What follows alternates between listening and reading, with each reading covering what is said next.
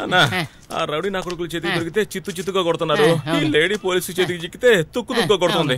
ఈ చిత్తు కంటే ఈ తుక్కే బెటర్ కనుక లేడీ పోలీస్ దగ్గరికి వెళ్దాం. అవును నువ్వు కొట్టేసిన 5 లక్షలు ఎక్కడా? మేడం నేనే వస్తున్నాను మేడం, నేనే వచ్చేస్తున్నాను.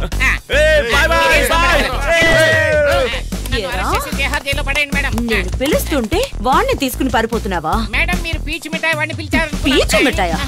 మేడం మేడం మీ స్టిక్ ఏంటి ఇంత పొడుగైపోయింది? స్టేషన్ కి రండిరా చూసుకుంటాను. మేడం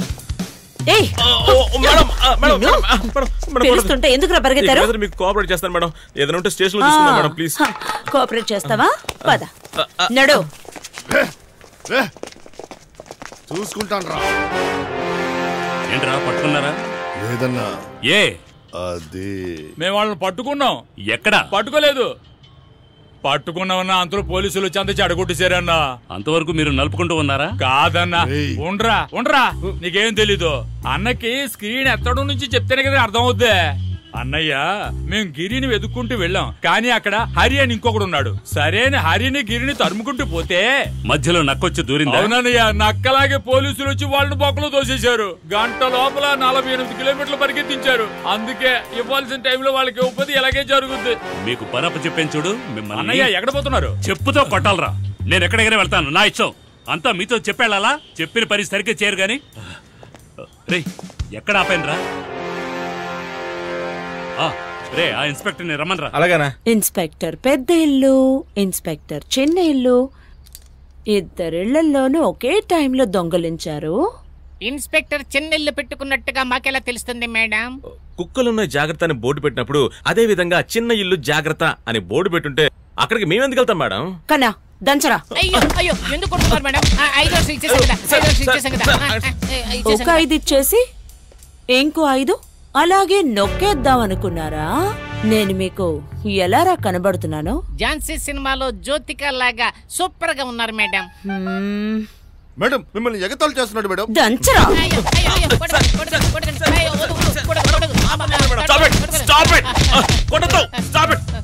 మేడం కొడితే కొట్టారు కానీ 5 నిమిషాలు గ్యాప్ ఇచ్చి కొట్టండి మేడం. మీరు అడిగే ప్రశ్నలకి మేము ఆలోచించి సమాధానం చెప్పొద్దా? అసలు ఇక్కడ ఏం జరుగుతుందో నాకేమీ అర్థం కావట్లేదు. మళ్ళీ మొదటి నుంచి నువ్వు కానీరా. దాంతో కాదు దీంతో. ఇచ్చేస్తాను మేడం, ఇచ్చేస్తాను మేడం.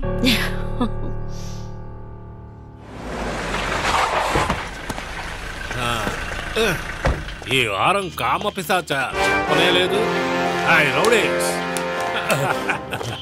నమస్తే అన్నగారు. ఏంటి పేరు తగ్గించారు?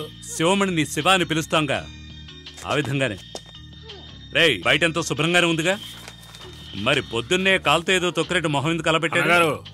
మర్యాద కావాలట్రా. పాకెట్లో ఉంచుకుంటే ఇచ్చేయండి.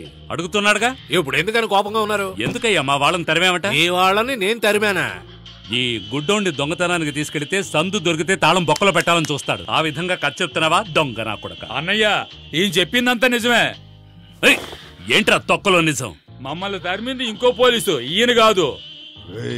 నీకేమీ తెలీదు, నోరు మూసుకున్నాడు. రేయ్ నీకేరే ఏం తెలీదు? వెనక చూస్తూ వచ్చి నాకు తెలీదా ఏ పోలీస్ అని? రేయ్ పిచ్చోడా కాస్త మూసుకుని ఉండరా. ఏంటి అరుస్తున్నారు? ఎందుకు అరుస్తున్నారు? యజమాని ముందు నిజం చెప్పకూడదా? దేవుడా నా జాబును రాజీనామా చేస్తున్నా. ఇదిగో మీ తుపాకీ. తుపాకీ దింపరా. నీకు విషయం తెలీదు, నోరు మూసుకున్నాడు. కుమార్ మనల్ని విషయం చేసింది ఇంకో పోలీస్, ఈ పోలీస్ కాదు. తప్పు చేసిన వాడిని లాకొచ్చి కొట్టకుండా పోసానిలా అమాయకుల్లా ఉన్న ఇతను పట్టుకుని ఇబ్బందులు పెడుతున్నారు. నాకు ఒక నిజం తెలిసే తీరాలి. ఆ 7వ రీల్లో ఏం జరిగిందో ఆ ఎదవకు చెప్పండిరా. ఇటువంటి డబ్బాల్ని తిరుపతిలో ఎక్కడ చూసినా నువ్వు పట్టించుకోకూడదు. ఎందుకు అన్నయ్య 2 బ్యాగులు? ఈ 5 నీ పెద్దింటికి, ఈ 5 నీ చెల్లింటికి. అయితే ఈ డబ్బాల్లో ఏముందన్నయ్య? అది నీకు అనవసరం. ఏంటో చెప్తాను, కానీ నువ్వు స్పృహ తప్పి ఎక్కడైనా పడిపోతావు. బయలుదేరు.